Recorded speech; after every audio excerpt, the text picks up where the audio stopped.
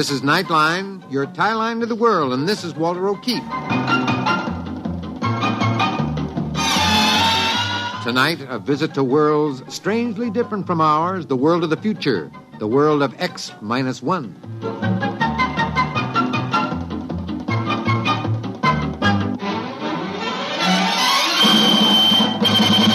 Now, here is the future, X-1.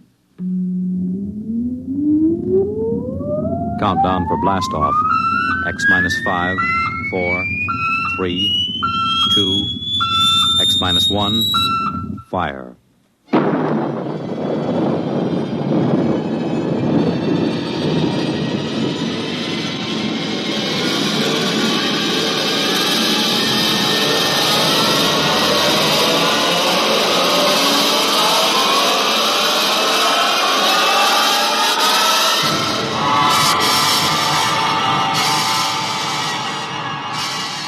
From the far horizons of the unknown come tales of new dimensions in time and space.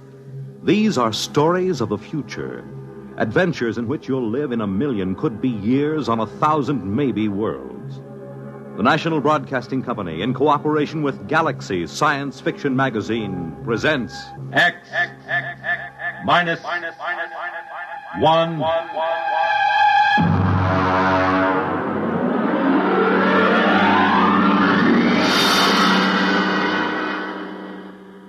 Tonight, The Coffin Cure by Alan Norse. But first, hear this. The scene of America's first Thanksgiving celebration. The top Big Ten football game of the day. One of the most unusual excursions on which a radio audience has ever been taken. These are just a few highlights of the weekend Monitor has planned for you. To help set the mood for the coming Thanksgiving holiday, Monitor takes you on a visit to the banks of the James River at Berkeley Plantation, Virginia. The scene of America's first Thanksgiving celebration more than 300 years ago. For sports fans, Monitor takes you to Michigan Stadium at Ann Arbor for the big Michigan-Ohio State football game. And for everybody, a most unusual listening experience as Monitor takes you behind the walls of Leavenworth Penitentiary. You'll learn of this famous prison's operation from Warden C.H. Looney. Sit down to lunch with its inmates. Learn from them how confinement behind prison walls affects a man.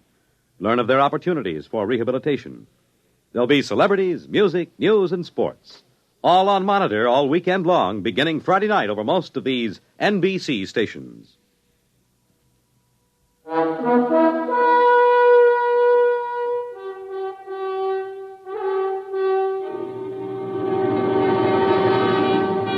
Now, X-1, and tonight's story, The Coffin Cure.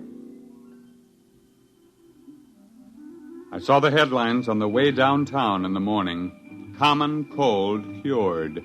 And sure enough, there was his picture, Chauncey Patrick Coffin. The newspaper ran on deliriously. Coffin nails lid on common cold. No more coffin, states co-finder of cure. Sniffles sniped. Single shot to save sneezers. There was no doubt of it. I've always said that the man who finds the cure of the common cold would be the greatest hero in medical history. And if I could have gotten my hands on Dr. Chauncey Patrick Coffin at that moment, I would have torn him limb from limb. Almost did about a half an hour later at the laboratory. Philip, there's no sense in getting excited. It's idiocy, blind, screaming idiocy. Coffin, you're out of your mind. Can't you see what you've done? It was my idea in the first place, and Jake and I have been pounding our heads on the wall for 8 solid months, and you go sneak into publication a full year before we have any business. Now, Philip, you... Now, how about that, Jake? Did you see the morning papers? This thief not only steals our work, he splashes it all over the countryside in red ink. Now, CP, you shouldn't have done that. After all, we've hardly had an acceptable period of clinical trial. Oh, nonsense. Philip, you had the worst cold of your life when you took the vaccine. Have you had any since? No, of course not. Now, Jacob, how about you? Any sniffles? How about those 600 students from the university? Did I misread the reports on them? No, 98% cured of active symptoms within 24 hours. Well, of course, it's only been a month. Now, gentlemen, be reasonable. Think positively. There's work to be done, a great deal of work. Press conference in 20 minutes. Drug houses to consult with. Gentlemen, we've won the greatest medical triumph of all time. The conquering of the common cold. We'll go down in history.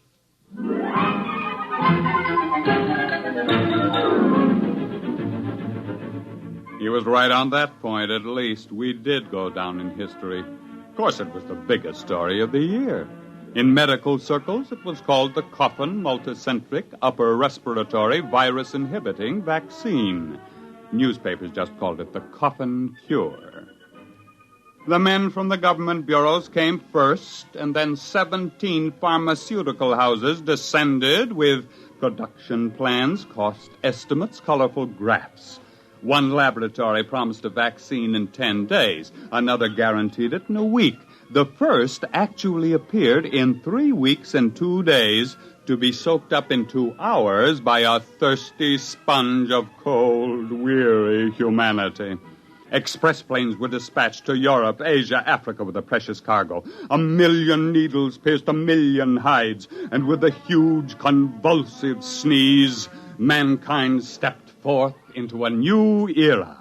There were abstainers, of course, there always are. One of them, for example, my wife, Ellie.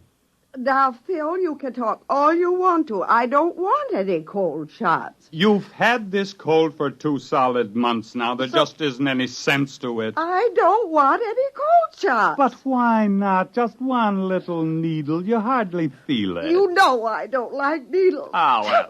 Oh, why don't you leave me alone? Go take your nasty old needles and stick them in people that want them.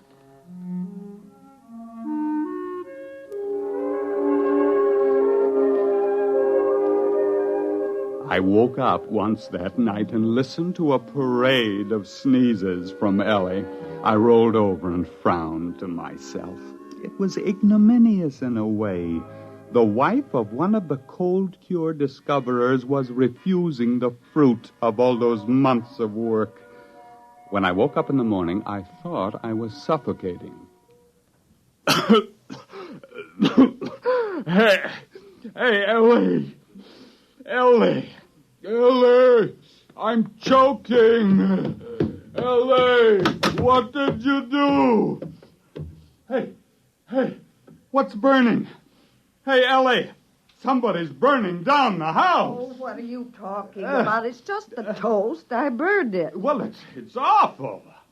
What's happened here? I'm making breakfast. But, don't you smell it? Of course not. It's just bacon and eggs and toast. Oh, you mean you don't smell anything strange? I don't smell anything, period, with this cold. But, hey, did you put on fresh perfume this morning? Before breakfast? Don't be ridiculous. Not even a drop? Not one drop.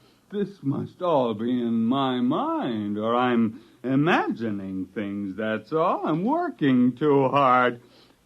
Say, wait a minute. Ellie, give me my hat. I've got to get down to the laboratory, quick.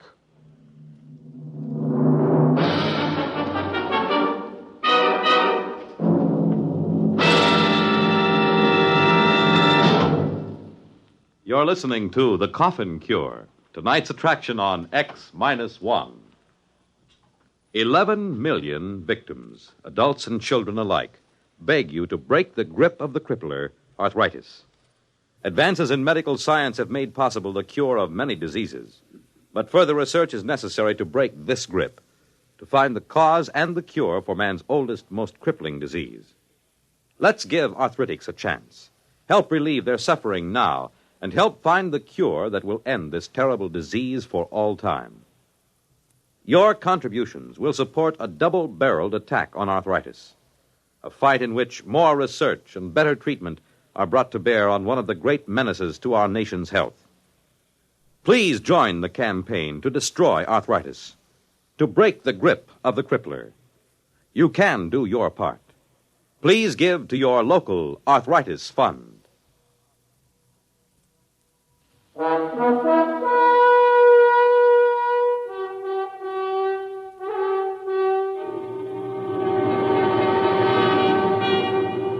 Now back to X-1 and the Coffin Cure. It grew worse all the way downtown. I fought down nausea as the smell of damp, rotting earth rose from my front yard. The neighbor's dog dashed out to meet me, exuding the great-grandfather of all dog odors. The crowded bus was a nightmare. I could tell that the bus driver had salami for supper the night before. My stomach began to roll, and I barely made it off the bus.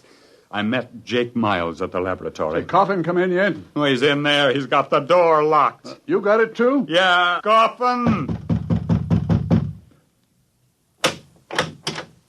Now, don't come too close. You got it, too? When did it start for you? Right after supper last night. I thought I was going to suffocate. I got up and walked the streets all night. What a stink. I got it sometime this morning. But I don't understand. Nobody else seemed to notice anything. You forget something. We were the first 3 to take the Coffin Cure, remember? You and me and Jake 2 months ago. But what's happened? Those foul smells everywhere. Every odor in this town has suddenly turned foul. Magnified, you mean? I don't think the smells have changed any. Well, but what is it then? Our noses have changed, obviously. Look at our experimental dogs. They never had colds, and they practically lived by their noses. Other animals all depended on their sense of smell for survival. They don't get colds either. The multicentric virus hits primates only, and it reaches the fullest power in man alone. But I don't get it. Why should it smell this way? I haven't had a cold in ages. Of course not. That's just the point. Look, why do we have any sense of smell at all? Because we have tiny nerve endings in the mucous membranes of our noses and throats. But we've always had the virus living there. Cold or no cold, it's always been there, except now after the Coffin Cure. We got rid of the virus, remember? And now, for the first time, those nerve endings in our noses are just beginning to function. You mean you think it'll get worse?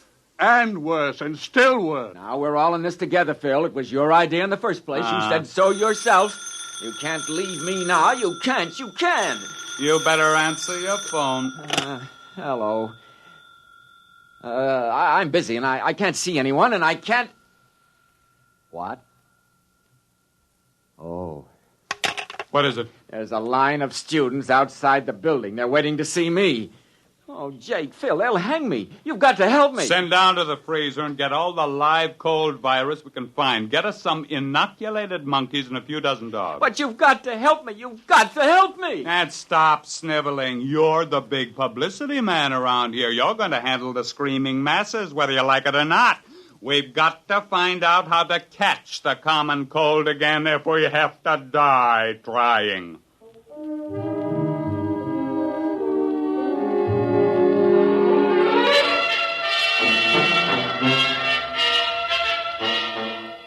It was a futile struggle. We sprayed our throats with enough pure culture of virulent live cold virus to have condemned an ordinary man to a cold for life. We didn't develop a sniffle. We injected the virus hypodermically, intradermally, intramuscularly, intravenously. We drank it. We bathed in it, but we didn't catch a cold. We wore wet clothes and sopping shoes to work, but we never felt better in our lives. I think you should all be locked up, taking a cold shower and then going out in the snow. You don't understand, Ellie. We've got to catch a cold. Why? Suppose you don't. What's going to happen? We had 300 students march on the laboratory today. The smells were driving them crazy. They couldn't even bear to be close to their best friends. Mm-hmm. Tomorrow, we'll have them back and 300 more. And what's going to happen when 15 million people find their noses suddenly turning on them? Ellie, we just did too good a job. We just can't catch cold. We just can't crack it. Those antibodies are just doing too good a job. Well, maybe you can find uncle bodies to take care of them. Oh, now, look, don't make bad jokes. I'm not making jokes. I don't care what you do. All I want is a husband back who doesn't complain how everything smells and who doesn't stand around in cold showers at 6 o'clock in the morning.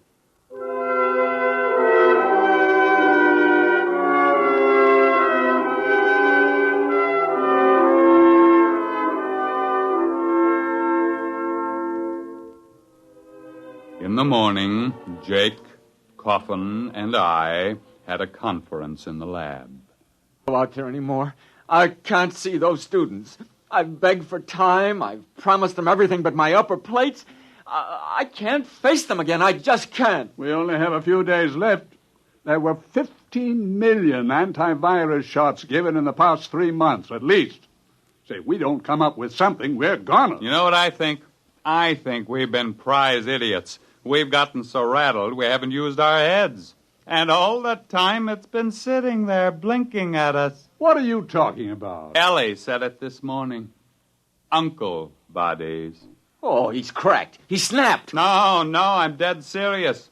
How many of those students do you think you can corral to help us? 600. They're out there in the street right now, a blood-seeking mob howling for a lynching. All right, I want them in here, and I want some monkeys. Monkeys with colds. The worse ones, the better. Say, do you have any idea what you're doing? Not in the least, except that it's never been done before, but maybe it's time we tried following our noses for a while.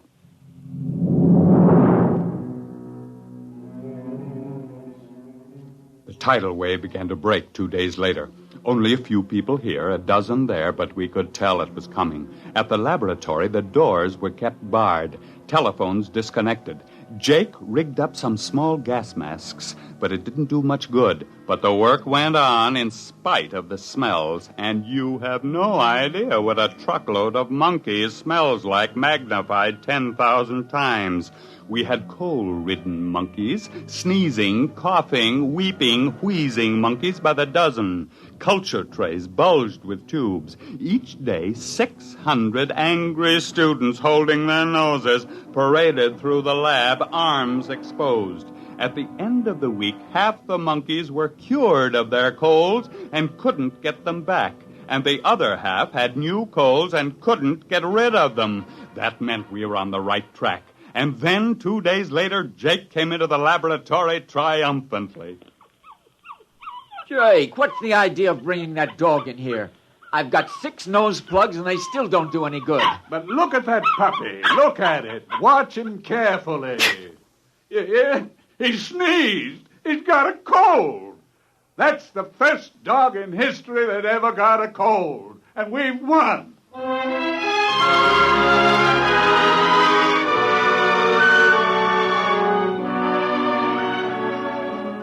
I was the first volunteer. We injected the new serum in my arm and sat back and waited. We were still waiting 3 days later. Well, it was a great idea. It just didn't work, that's all. Where's Coffin? He collapsed 3 days ago. He kept having anxiety dreams about hanging. Well, I suppose we'd better just face it. Nice knowing you, Jake. Pity it had to end this way. Well, it was a great try, old man. A great try. Ah, yes. We will be remembered by an infuriated world holding its nose in vain. Nothing like going down in a blaze of... What's the matter? In a blaze of... Choo! Phil, say it again. Choo! Oh, what a moment. Phil, we've won. Choo!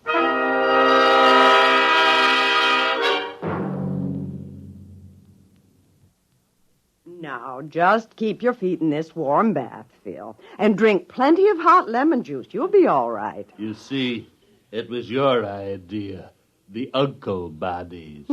We developed an antibody against the cold virus, and then we had to develop an antibody against the antibody. Will they be able to make it fast enough? Just about fast enough for the people to get good and eager to catch cold again. There's only one little hitch. Hitch? The stuff we made does a real good job, just a little too good. I may be wrong, but I think I've got this cold for keeps. Unless I can find an antibody against the antibody against the antibody. Choo!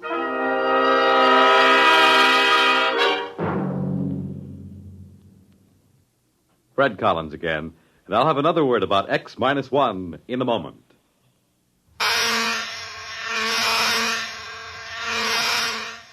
Is your head buzzing with the feverish, stuffed-up feeling of a cold? Here's how to get relief. Every second someone takes it for the miseries of a cold. Bromoquinine brand cold tablets. You have just heard X-1, presented by the National Broadcasting Company in cooperation with Galaxy Science Fiction Magazine, which this month features Galley Slave by Isaac Asimov. The 3 laws of positronic robots made it impossible to kill a human. But there was a loophole: murdering a man after his death. Read it in Galaxy Magazine on your newsstand today. X-1 has brought you The Coffin Cure, a story written by Alan Norse and adapted for radio by Ernest Kenoy. Featured in our cast were Raymond Edward Johnson as Phil, Joseph Bell as Coffin, Harvey Hayes as Jacob, and Betty Kane as Ellie. Your announcer, Fred Collins. X-1 was an NBC Radio Network production.